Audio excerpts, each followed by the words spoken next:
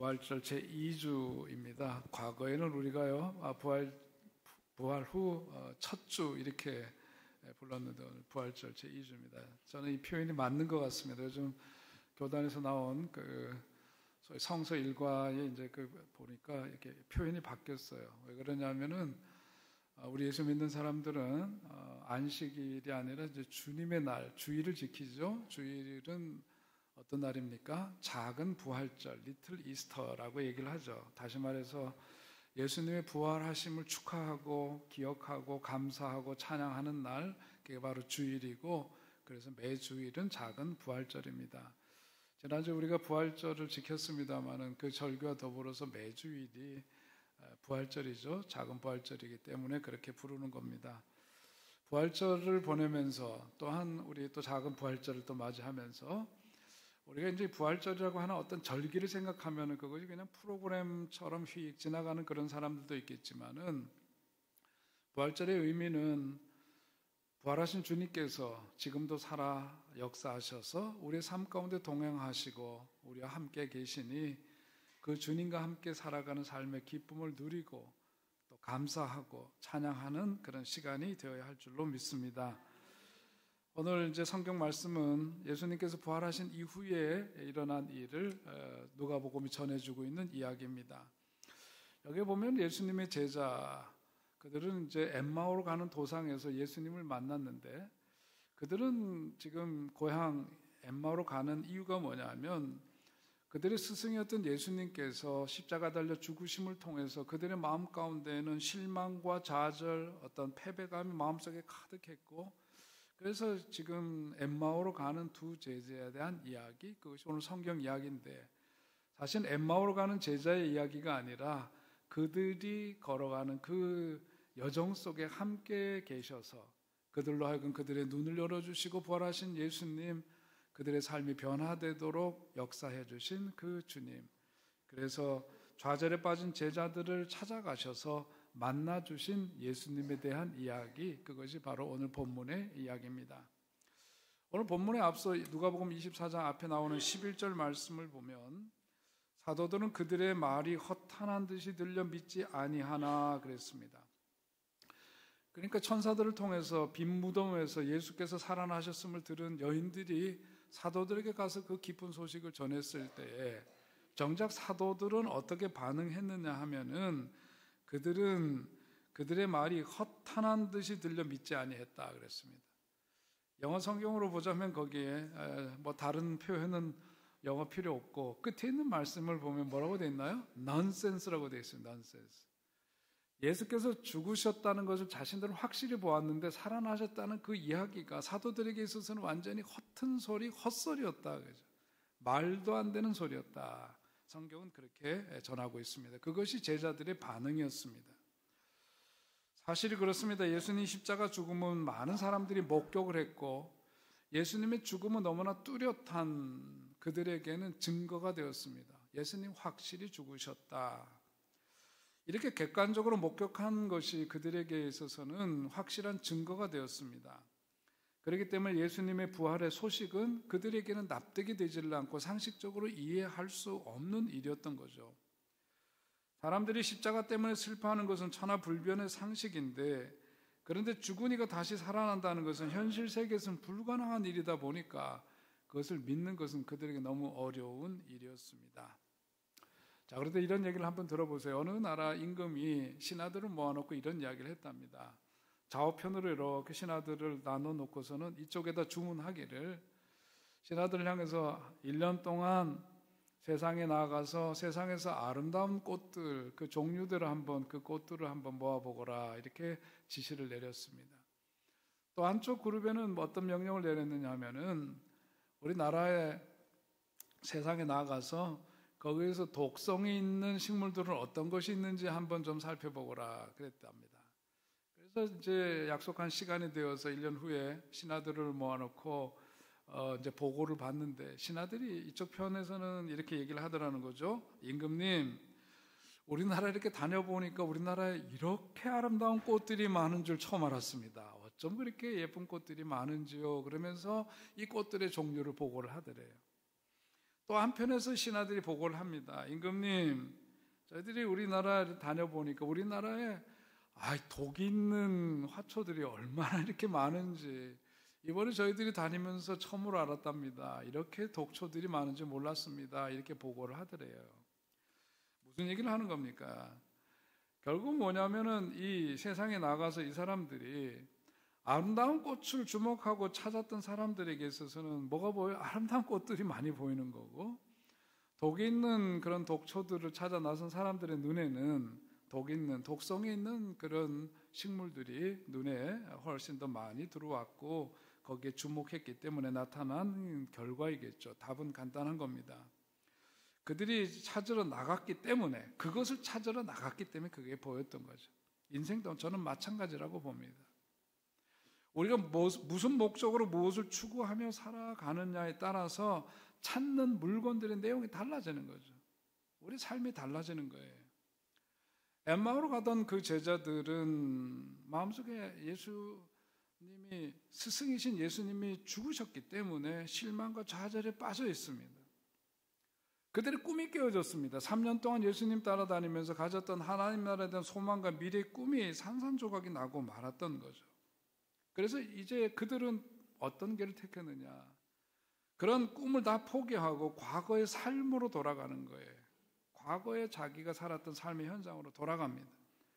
십자가 달려서 고난당하시고 죽으신 예수님을 자기의 눈으로 똑똑히 보았으니 이제 그 좌절과 패배감의 확실한 증거를 이제 갖게 되었으니 이제는 뭐냐, 할 일이 없다, 돌아가자. 그리고서 이제 자기가 살던 땅으로 돌아갑니다. 다시 말해서 눈으로 보고 보았던 그 경험이 그들의 현재를 결정짓고 미래를 결정짓게 되었다는 것을 보여주고 있는 겁니다. 그런데 그들이 돌아가는 길에 누구를 만났느냐 하면 부활하신 예수님을 만났다는 거예요. 부활하신 주님이 이들을 찾아오셔서 그들의 삶을 변화시켜 주신 이야기가 오늘 본문의 이야기입니다. 다시 말해서 실패와 좌절과 어떤 실망의 현실을 살아갈 수밖에 없도록 만드는 인생의 그 현실 속에 부활하신 주님이 찾아오심으로 인해서 변화된 그 이야기, 그게 바로 복음임을 성경은 우리에게 보여주고 있는 것이죠. 예수님 십자가 달려 돌아가신 이후 절망과 상실감에 빠져서 옛날의 생활로 돌아가는 제자들의 모습, 그것은 다름이 아니라 오늘 우리들의 모습일 수 있음을 보아야 합니다. 나의 이야기고 우리들의 이야기인 거죠. 안타까운 것은 뭐냐, 오늘 본문을 보면서 그들은 이 예수님께서 부활하셨다는 소식을 들었음에도 불구하고 너무나 눈에 보이게 뚜렷했던 그 예수님이 죽으심을 목격했던 바로 그것 때문에 너무나 빨리 실망해서 그들이 살던 땅으로 돌아갔다라고 하는 겁니다. 너무 빨리 실망에 익숙해져 버렸습니다. 그런데 사실은 뭐냐면 그 이전에 예수님께서 십자가를 지실 것을 이미 제자들에게 여러 차례 이야기를 했고, 그러나 인자가 사흘 만에 다시금 살아날 것에 대한 말씀도 예수님이 제자들에게 들려주셨지만 그들은 눈에 보이는 자신들이 목격했던 십자가 죽음의 현장이 그들의 마음을 사로잡고 그들의 생각을 사로잡게 되니까 예수님께서 하셨던 약속의 말씀이 떠오르지 않는 겁니다. 그것이 그들에겐 다시금 들려지지 않는 거고 의미가 없게 돼버리고 만 겁니다. 패배감과 좌절감이 더 커서 그것에 집착하다 보니까 정말 들어야 될 소리를 듣지 못하고 보아야 될 것을 보지 못하는 현실에 그들이 놓이게 되었다, 그런 뜻이죠. 부활하신 주님을 만나서 눈이 열리고 가슴이 뜨거워지는 체험이 이르지 못한 그런 신앙, 그게 그들의 모습이었습니다. 그러나 예수님께서 확실히 죽으셨다 하는 그 죽음에 집착하는 그런 신앙, 그것을 확신하는 신앙에 머물러 있었지 예수님이 정말 살아나셨다라고 하는 그것에 대해서 주목하지 못하는 신앙입니다. 우리가 살아가면서 보면 그렇습니다. 어떤 문제를 직면했을 때 그 문제를 어떻게 우리가 마주할 거냐 하는 것을 성경에서도 여러 인물들을 통해서 그 모습들을 우리가 다양하게 볼 수가 있는데요. 우리의 대표 선수 우리 베드로를 생각해 보면은 베드로는 어떤 문제를 직면하면 당황합니다. 그리고서 좌충우돌하는 모습을 볼 수 있어요. 앞뒤를 가리지 못하는 유형, 대표적인 유형이 바로 베드로입니다. 요나 같은 경우는 철저하게 회피하는 사람이에요. 회피형 인물이에요. 가룟 유다 같은 사람들은 절망이 극에 달했을 때 자기가 그야말로 자기 분에 못 이겨서 어쩔 줄 모르다가 스스로 목숨을 끊는 극단적인 사람, 이게 가룟 유다의 모습입니다. 원망형도 있습니다. 출애굽에서 만나게 되는 이스라엘 백성들의 공통된 특징은 뭐냐면 그들은 원망하는 사람, 불평하는 사람이었어요. 어떤 문제가 생기면 원망하고 투덜투덜대는 사람들이 있을 수 있는 거죠. 지금도 그렇습니다. 그러나 반면에 모세 같은 도전형인 그런 사람들도 있습니다. 문제가 크면 클수록 그 사람의 능력이 발휘되고 믿음이 강건해지는 그런 모습, 그런 모세의 모습도 있는 거고, 신약 성경에 나오는 사도 요한처럼 끝까지 주님의 약속 믿고 순종하는 그런 순종의 사람들도 있습니다. 여러 유형의 사람들이 있지만 크게 보자면은, 우리 신앙적인 관점에서 보자면은 크게 두 부류의 사람으로 나눌 수가 있는 거죠. 하나는 어떤 문제에 직면했을 때 그것을 믿음의 눈으로 보는 사람이 있다라고 하는 거예요. 이게 굉장히 중요해요. 관점이 중요합니다. 어떤 눈으로 보느냐인데, 믿음의 눈으로 보는 사람이 있고, 또 한 부류의 사람은 뭐냐면 자기 상식과 경험, 이것에 의지해서 그것을 통해서 문제를 바라보는 사람이 있다. 이 두 가지로 나눠볼 수가 있습니다. 오늘 본문의 사건도 가만 보면 하나님의 역사를 자기 경험과 상식 속에 집어넣으려고 하는 인생관을 갖고 있는 사람들이었다. 엠마오로 가는 제자들에게서 그것을 엿볼 수가 있는 거죠. 그러니까 좌절과 절망과 패배의 길을 가고 있는 겁니다. 그게 엠마오로 가는 제자들의 모습이에요. 그러면 과연 오늘 우리들에게 필요한 신앙 회복의 모습은 어떤 것일까? 오늘 엠마오로 가는 제자들의 모습 속에 담겨져 있는 우리들의 모습을 찾아보면서 오늘 우리들에게 필요한 신앙의 모습을 찾고자 하는데, 첫 번째는 뭐냐면 눈이 열려야 된다 하는 말씀이에요. 주님과 그들이 함께 동행했지만 곁에 있는 주님을 보고도 보지 못했다. 눈이 닫혀 있었기 때문입니다. 16절 말씀을 보시죠. 거기 보면 본문 16절에서 이렇게 말합니다. 그들의 눈이 어떻게 되어 있대요? 가려져서 그인 줄 알아보지 못하거늘. 눈이 가려져 있었다. 그러니까 옆에 있어도 보지 못하는 현실입니다. 여러분, 이게 남의 얘기가 아니에요. 우리가 선택적 듣기라는 표현이 있습니다. Selective hearing입니다. 어떤 이야기를 듣는데 우리가 뭐냐면은 그 이야기를 있는 그대로 듣지를 않고 자기가 선택해서 들어요. 듣고 싶은 것만 들어요. 그게 우리들이 갖고 있는 묘한 습성입니다. 근데 듣는 것만 그러는 게 아니에요. 우리가 볼 때도 그렇습니다. 보는데 자기가 보고 싶은 것만 봐요. 보고 싶은 것을 보고, 듣고 싶은 것을 듣고, 느끼고 싶은 것을 느낍니다. 그것이 우리가 갖고 있는 보편적인 특성이에요. 그러다 보니까 어떤 문제가 생기느냐면, 하나님이 보여주기를 원하시지만 보여주어도 보지를 못하는 문제가 생겨요. 하나님께서 들려주시고자 말씀하시지만 우리가 선택적으로 듣기 때문에 들어야 될 말씀이 들려지지 않아요. 그게 문제예요. 우리가 신앙생활 속에서 체험하기를 주님 바라셔서 우리들에게 어떤 체험을 하도록 하시지만 그 속에서 주님이 원하시는 것을 느끼는 게 아니라 엄한 것을 느껴요. 이게 오늘 우리들의 실체입니다.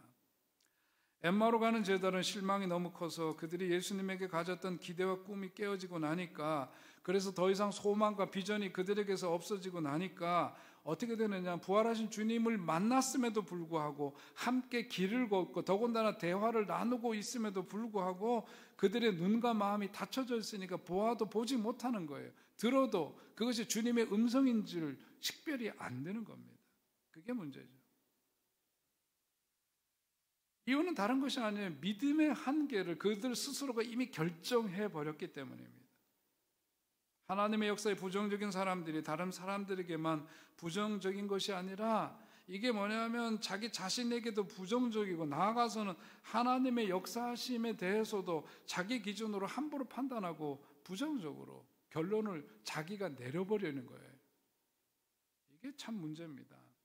여러분, 우리는 몇 차원의 존재예요? 3차원의 존재입니다. 우리 인간은 3차원적인 존재예요. 그래서 성경 데살로니가전서에 있는 말씀대로 우리들은 육과 혼과 영으로 구성되어 있다고 말하죠. 육과 혼의 눈으로 하나님의 역사를 보려고 하는 것은 2차원적인 세계 속에서 머무는 거예요. 평면적인 차원에서만 세계를 보는 겁니다. 그렇게 됐으면 하나님의 영, 성령께서 운행하시고 역사하시는 것을 우리가 체험하고 만나고 경험할 수가 없어요. 하나님의 뜻과 역사하심을 사람이 자기 경험과 상식 속에 집어넣고 사는 것, 그 교만을 우리가 버리지 않으면은 평면적인 삶 속에서 우리는 살다가 죽는 겁니다. 그리고 살다가 가는 거예요. 이게 생활 속으로 들어오면 뭐냐면은요, 흑백 논리를 가진 사람들이 똑같은 거예요.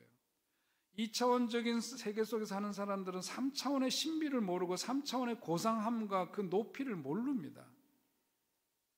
세상을 살아가면서도 흑백 논리를 갖고 있는 사람들은 항상 흑과 백으로 나누는 세상을 좋은 사람, 나쁜 사람 이렇게 나누고 우리 편, 너희 편 이런 식으로 나누고 이런 흑백 논리 속에 살아가는 사람들이 만드는 세상이 뭐냐면 그게 바로 인종차별이라든지 종교 간의 분쟁 그런 것들이 다 왜 나오는 거예요? 내가 믿는 것 아니면 다른 건 다 틀리고 안 된다라고 하고 부정해버리니까 뭐냐면 죽고 살기로 종교라는 게 뭐예요? 신을 믿음으로 인해서 우리가 믿는 하나님이 우리는 정말 하나님이시고 세상을 창조하셨다고 믿습니다만은 우리가 살아가는 이 세상 속에서는 그들도 그냥 인정하고 그냥 가죠. 우리 믿는 믿음이 중요한 거지. 남에 대해서 정죄하고 판단하는 게 앞서서는 안 될 거예요. 흑백의 논리라고 하는 것은 그렇게 해서 세상을 분열시킵니다. 사상, 이념, 갈등 이런 것들이 다 그런 거죠. 흑백의 논리로. 지금도 우리 사회가 그거 아니에요? 그것 때문에 몸살을 앓고 있죠. 좌 아니면 우. 어디 좌와 우만 있나요? 여러분 세상이 어떻게 그래요? 그렇지 않습니다.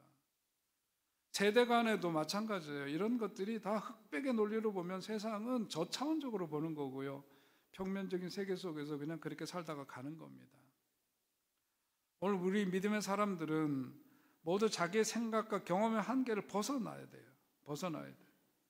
교회도 그렇고 가정도 그렇고 사회도 그렇고 나라도 그렇고 새로운 열린 세계를 향해서 창조적인 발전을 위해서는 하나님의 약속을 믿고 소망을 가지고 열린 세계를 향해서 주님의 역사를 바라보면서 나가야 되는 거지, 그렇지 않고 닫혀져 있는 그런 삶, 평면적이고 2차원적인 삶에 머물러서는 하나님이 열어가시는 그런 세상을 누릴 수가 없고 그런 복을 우리가 맛볼 수가 없게 되는 겁니다. 사람은 어떤 마음을 가지고 어떤 믿음을 가지고 사느냐에 따라서 인생 현실이 굉장히 좌우되는데 가만 보면은 교회 다니면서도 그렇습니다. 은혜가 붙는 사람들이 있고요. 항상 시험이 붙는 사람들이 있어요. 잘 보십시오. 은혜가 붙는 사람들은 무엇을 봐도 은혜의 시각으로 바라봅니다. 오늘 당장 이루어지지 않는 일에 대해서도 그래서도 연연해 하지 않아요. 주님께서 우리를 위해서 은혜 베푸실 것에 대한 확실한 믿음이 있기 때문에 오늘의 현실이 어떠하든지 은혜의 시각 속에서 사람을 바라보고 사물을 바라보고 역사를 바라보면서 낙관적일 수가 있지만, 시험이 붙는 사람들은 항상 어떤 경우에도 그야말로 시험 붙기를 작정하고 사는 사람처럼 그렇게 살아갑니다. 인생 재미없습니다. 그렇게 살면. 그러니까 무슨 성경 공부를 하고 말씀 읽고 그래도 시험 붙는 사람들은요, 무슨 건수를 잡아서 다 시험에 들어요. 시험 들기를 작정하고 사는 사람입니다. 시험에 들기를 작정하면 온 세상이 다 재미없어요. 불평스러운 것만 많고 비판할 거리만 눈에 띄고 참 재미없는 인생 사는 거죠. 목회 기도를 드리면서 우리 또 특별히 사업하시는 분들 위해서 기도할 때, 하나님, 이 터에서 일하시는 우리 직장 다니시는 분들도 그렇고, 하나님 저들의 축복의 지경을 넓혀 주십시오 하는 기도를 드리죠. 축복의 지경을 넓혀 주십시오. 로봇이 그야말로 로봇이라고 이름을 치죠. 이삭이 그랬잖아요. 샘물을 파는데 아비멜렉이 와서 방해를 하고 빼앗아가고 그러니까 그때마다 다투지 않고 가는 곳마다 우물을 파는데 생수가 터지는 역사가 있게 되니까 결국은 그들이 화친을 청합니다. 화친을 청하면서 거기에 이제 마지막으로 뭐라고 이름을 붙이죠? 샘의 이름을 르호봇이라 그러죠. 이제는 여호와께서 우리를 위하여 넓게 하셨으니 이 땅에서 우리가 번성하리로다. 이 말씀을 가지고 저는 성도들을 위한 그런 중보의 기도를 드리고, 그럴 때 이런 기도를 가지고 축복의 지경을 넓혀주시고 은혜의 장소를 확 열어달라고 기도를 합니다. 왜 이런 기도를 드려요? 기도를 그냥 듣기 좋으라고 하나요? 기도를 드리는 목적은 이 기도가 현실 속에서 이루어질 것을 믿기 때문입니다. 믿기 때문이에요. 믿으니까 구하는 겁니다. 말씀에서 약속된 대로 우리 성도들이 그런 삶을, 그런 복을 누리게 해주세요. 믿으니까 구하고, 그러니까 그런 역사가 일어나게 되는 거죠. 여러분, 오늘 우리들 가운데 그런 풍성한 간증이 넘쳐나는 우리의 삶이 될 수 있기를 주의 이름으로 축원드립니다. 그래서 우리가 신령한 은혜를 사모하고 살아야 되는 거예요. 오늘 본문 속으로 들어가 보면 이 엠마오로 가는 그 두 제자들의 문제는 뭐냐면 자신들이 목격한 것으로 인해서 하나님의 약속 다 잊어버렸어요. 주님이 하셨던 예언의 말씀과 이런 거 다 잊어버렸어요. 눈에 보이는 현실이 그들을 좌절과 패배감 속에 꽉 붙들어 매고 나니까 실망스러운 삶만이 남게 되었습니다. 오늘 본문을 보면서 안타까운 것은 뭐냐면 이 두 제자가 가는데 함께 갔다라고 하는 것은 두 사람이 친했다는 얘기일 수 있겠죠. 그런데 한 사람이 실망했습니다. 예수님의 죽음을 보고 실망을 했어요. 적어도 한 친구는 좀 깨어 있어서 아니야, 듣자 하니 부활의 소식이 들리는데 우리가 그래도 빈 무덤이라도 가봐야 되지 않겠어? 이렇게 얘기를 한다든지, 뭔가 이것에 대해서 실망이라기보다 그래도 우리의 스승 예수님은 설령 죽으셨다 할지라도 이렇게 부활의 이야기가 들려오는데 이것에 대해서 확인을 할 필요성을 느끼다거나, 아니면 적어도 우리 주님께서 하나님 나라에 대한 그 비전과 꿈을 설파하셨을 때의 그 이야기를 다시금 상기하면서 그래도 우리가 그 꿈만큼은 간직해야 되지 않을까? 뭐 이렇게 얘기를 했더라면 뭔가 좀 다른 역사가 펼쳐지지 않았을까? 그런데 오늘 엠마오로 가는 제자는 한 사람이 실망했고 또 한 사람도 또 실망했고 실망과 실망이 더해져서 곱배기 신앙만 남았더라. 이게 이제 오늘 본문에 보면 그들이 처해 있는 현실의 모습입니다. 오늘 우리를 한번 생각해 봐도 마찬가지예요. 여러분, 우리가 신앙생활 하다 보면 이런저런 굴절이 있을 수가 있는데 이럴 때 말이죠, 우리들이 정말 들어야 될 소리를 들어야 되는데 내가 실망에 빠져있고 그러는데 유유상종이라고 한참 그러면 같이 덩달아서 이런 사람들 인생에 도움이 안 됩니다. 그렇게 하면 안 돼요. 이렇게 살면 안 됩니다. 인생을 살아도 우리가 한번 화끈하게 은혜 충만해서 믿음으로 살아서 그 믿음이 어떻게 역사하시는지 좀 그것을 체험하고 증거하고 좀 이대로 이렇게 살아봐야 되지 않겠습니까? 할렐루야, 여러분. 어차피 믿는데 말이에요. 시시하게 밀어서 이건지 진지 민지 이런 거 살면 안 됩니다. 시시하게 안 되는 쪽으로 자꾸 살다가 가면은요, 그 인생 얼마나 억울하고 허탄한 인생 되겠어요. 오늘 성경 말씀에 나오는 이 말씀대로 무엇보다도 우리가 주님을 믿는 믿음의 눈이 활짝 열려서 오늘 우리 가운데 살아 역사하시는 주님을 배울 수 있게 되길 바라고, 주님 손 꼭 붙들고 승리길을 걸어가는 여러분 되시기를 주의 이름으로 축원드립니다.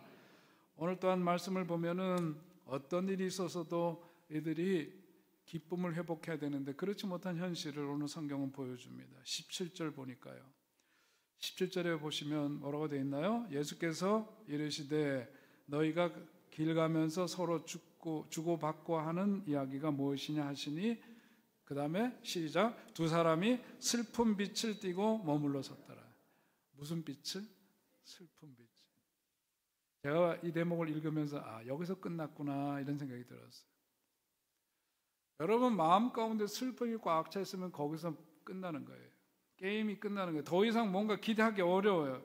두 사람이 슬픈 빛을 띠고, 그러니까 여기에서 우리가 뭐냐면 새로운 소식에 귀를 기울이고 새로운 삶의 변화를 추구하는 이런 거가 아니라 슬픈 빛으로 이미 들었던 얘기로 꽉 자기 자신이 확신을 갖게 되었어요. 예수는 죽었고 끝났다. 그 슬픔 속에 그냥 꽉 들어가 버렸어요.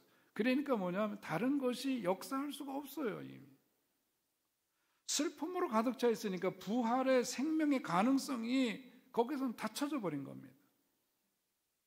조금 더 기다려야 하는데 너무 일찍 절망을 했습니다. 싸워보지도 않고 패배한 것처럼 이미 그들은 스스로 인생에 대해서 그냥 닫아버린 거예요. 슬픔으로 그냥 닫아버린 거예요. 무엇보다 문제가 되는 것은 뭐냐면 엠마오로 가는 제자들은 세상 경험 때문에 그들의 신앙이 흔들렸다라고 하는 겁니다. 그들이 겪었던 경험, 예수의 죽음을 목격했던 그 경험이 그들의 인생을 완전히 그냥 그렇게 규정해버린 거죠. 여러분 잘 들으셔야 합니다. 신앙으로 세상의 현실을 이겨내야 하는데 그들의 모습은 뭐냐면 현실이 신앙을 어떻게 결정해버린 거예요.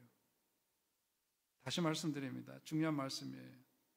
신앙으로 세상의 현실을 어떻게 해야 돼요? 이겨내야 돼요. 신앙이라고 하는 것은 세상의 현실 이겨내는 힘이에요. 무기예요. 능력이에요. 그런데 뭐냐면 그들이 경험했던 현실이, 목격했던 그 현장이 그들의 삶을 지배함으로써 신앙을 결정짓게 된 거예요. 잘된 거예요? 잘못된 거예요? 잘못된 겁니다. 잘못된 겁니다. 부활하신 주님의 소식을 들었지만 확인해 보려고도 하지 않았어요. 그리고 그냥 엠마오로 가는 겁니다. 자기의 판단이 앞서니까 그 다음에 열린 가능성을 스스로 닫아버린 거예요. 여러분, 저나 여러분이나 부정적이기를 너무 빨리 하고 문을 닫아버리면 역사가 일어나지 않는다는 것을 명심해야 합니다. 이거 참 중요한 말씀이에요. 그렇게 되면은 뭐냐면 예수님이 부활하셔서 펼치실 역사의 그 열린 역사에 대한 가능성을 닫아버리게 돼요. 그러면 그 속에서 어떤 삶을 살아야 돼? 주님으로 말미암아서 누릴 수 있는 기쁨이 닫혀져요. 슬픔으로 가득 찬 세상, 시리와 좌절 속에서 살아가는 세상, 땅만 바라보며 살아가는 세상, 재미없는 세상. 여러분, 우리가 그런 인생을 살아야 되겠습니까? 오늘 부활하신 주님을 만남으로 인해서 여러분 마음 가운데 다시금 웃음을 되찾고 기쁨을 되찾고 주님 때문에 만족하고 행복한 삶이 되시기를 주의 이름으로 축원드립니다. 슬픔을 벗어버리시기 바랍니다. 기쁨의 나들이 옷을 입듯이 우리들의 인생이 변화되는 역사, 살아계신 주님, 부활하신 주님을 만날 때 일어나게 되는 우리들의 삶의 축복의 선물인 줄 믿으시기 바랍니다. 오늘 이렇게 주님을 만남으로 인해서 그들의 삶이 변화가 되어졌다는 얘기를 성경은 들려주고 있어요. 성경을 보면은 주님과 음식을 나누면서 눈이 밝아졌다 그랬습니다. 렘브란트가 그린 엠마오의 그리스도라고 하는 그 제목의 그림을 보면은 여기서 보는 그 그림이 렘브란트가 그린 그림이에요. 물론 이 성경의 이야기를 그가 상상력을 가지고 그린 그림입니다만은 저들이 길을 가면서 함께 동행하면서 예수님의 말씀을 듣고 어떻게 성경에 보니까 그들의 마음이 뜨거워졌다 그랬습니다. 뜨거워졌지만은 정작 그분이 예수님이신 줄 몰랐다고 그랬어요.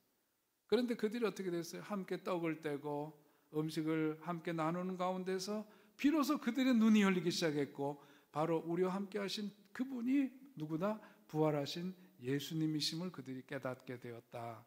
성경은 그것을 전해주고 있습니다. 부활하신 주님을 만난 겁니다. 부활하신 주님과의 그 만남의 역사가 어디에서 함께 밥을 먹는 그 자리에서. 그게 무슨 얘기예요? 주님과 교제하는 바로 그 시간. 동행하면서 말씀을 들어서 감격과 감동을 받기는 했지만은 얼굴을 마주하면서 그분과 함께 음식을 나눴다는 것은 그 주님과 친밀함 속의 교제 속에 들어갔을 때 비로소 부활하신 주님이 보이기 시작했다라고 하는 거예요. 그러면서 그들에게 나타난 변화는 영적인 침체에서 영적인 어떤 감격이 회복이 되었다. 할렐루야. 오늘 우리가 부활하신 주님을 만남으로 인해서 이런 영적인 체험들이 여러분 속에 있게 되시기를 주의 이름으로 축원드립니다. 오늘 우리들의 이야기로 오늘 이 본문의 말씀을 가지고 오면은 우리들 속에서 영적인 침체에서 회복의 역사가 일어나기 위해서는 어떻게 됩니까? 예배의 감격이 우리들 속에 되살아나야 될 줄로 믿습니다. 예배가 회복되어야 해요. 예배를 드리는 가운데 오늘 우리 가운데 좌정하시고 우리 예배를 받으시면서 동시에 우리의 때로는 슬픈 마음을 만져주시고 우리들의 눈물을 닦아주시고 시리와 좌절 속에 있는 우리들에게 손 내밀어 일어나 가자 손 내밀어 주시고 일으켜주시는 그 살아계신 주님을 만나는 은혜, 그 현장 어디에? 예배의 자리인 줄로 믿습니다. 오늘 우리가 예배를 드리면서 그냥 앉아서 소리 듣고 함께 찬양하는 걸로 끝나는 게 아니라 우리 가운데 역사하시는 주님을 뜨겁게 만나는 여러분 되시길 바랍니다. 오늘 29절에 보니까 그들이 강권하여 이르되 우리와 함께 유하사이다 그랬습니다.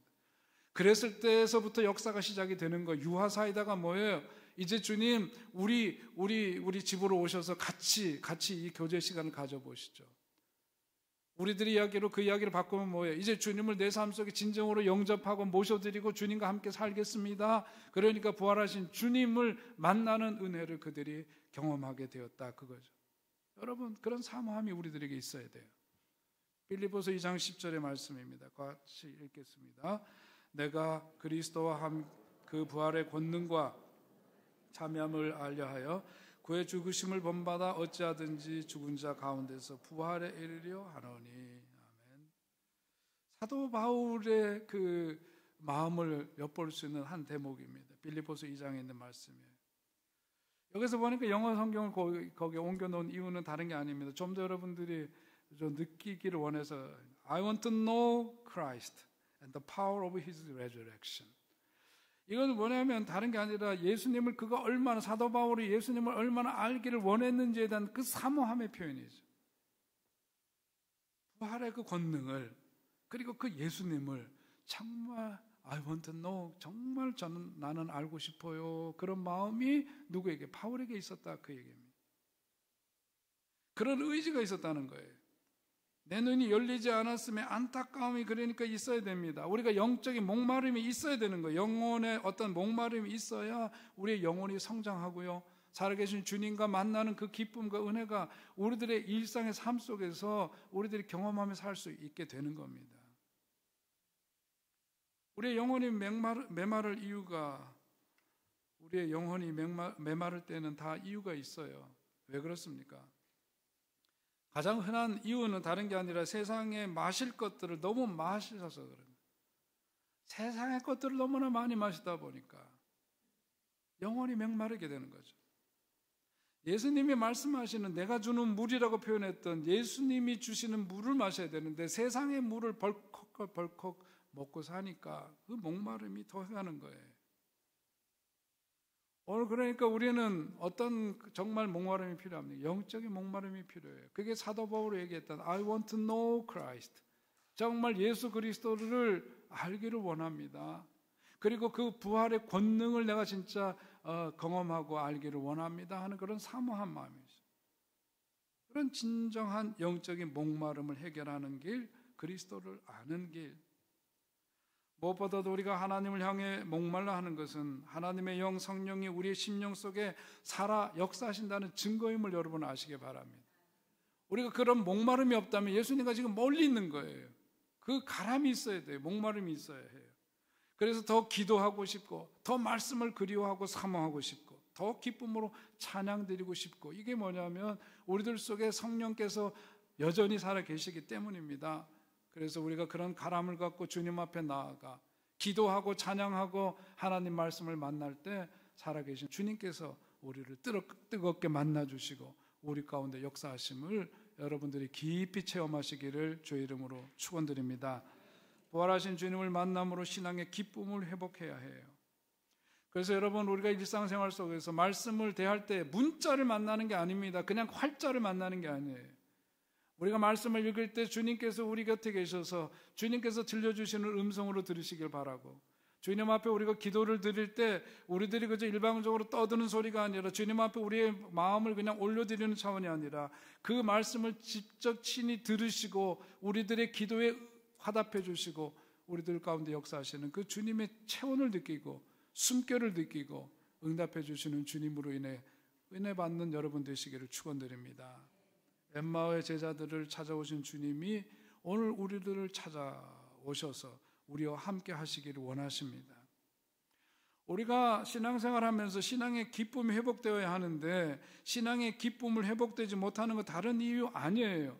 말씀을 대하면서도 말씀의 맛을 느끼지 못하고 말씀으로 인한 멋을 누리지 못하니까 그러는 거죠. 기도할 때도 성경 말씀을 붙잡고 기도할 때 하나님께서 주시는 말씀을 통해서 우리들에게 그 기도의 능력을 크게 힘있게 되실 줄로 믿으시기 바랍니다. 여러분 우리가 그런 신앙의 삶을 살아야 돼요. 살아계신 주님을 뜨겁게 만난 그 엠마오로 가던 제자들이 그 다음에 어떻게 합니까? 그 감격을 못 잊어서 부활하신 예수님은 이미 그들 곁을 떠나 보이지를 않지만은 그 뜨거운 감격을 안고 사도들을 찾아가서 자신들이 경험했던 그 경험을 나누고 전하는 그런 모습을 통해서 오늘 우리도 우리 가운데 살아 역사하시는 주님을 많이 깊이 만나시고 그 뜨거운 간증들이 많이 있으시길 바라면서 오늘 우리들이 그야말로 체험했던 그 신앙의 이야기들을 누군가에게 전해야 될 사명이 우리들에게 있음을 꼭 기억하시기 바랍니다. 오늘 우리들이 신앙생활 하면서 가슴이 뜨거워지는 신앙, 눈이 열리는 신앙을 위해서는 주님과 함께하는 어떤 신앙의 교통함, 교제함이 있어야 되는 거죠. 음식을 같이 함께 나누면서 했던 그 경험, 그 엠마오 제자들이 경험했던 그 체험처럼 주님을 만난 뜨거웠던 우리의 경험을 가지고 세상 속에 나가서 예수가 그리스도이시고 그분 우리와 함께 계시고 지금도 여전히 살아계시다는 것을 전하는 여러분 되시기를 바랍니다. 그것이 우리들이 회복해야 될 사명인 거죠. 무엇보다 이 부활절 절기를 보내면서 식어졌던 우리들의 마음이 다시금 부활 예수를 만남으로 뜨거워지시길 바라고, 주님과의 그 뜨거웠던 첫사랑이 회복되어지는 은혜가 여러분 가운데 임하시기를 주의 이름으로 축원드립니다. 그것이 회복되어야 해요. 그래서 전해야 합니다. 살아계신 우리 주님을 전하고 살아계신 우리 주님으로 인해서 은혜 충만하고 기쁨 충만한 길에 들어서서 하나님 주신 은혜를 마음껏 누리시면서 승리의 길을 걸어가는 여러분 되시기를 주님의 이름으로 축원드립니다. 하나님 아버지, 은혜를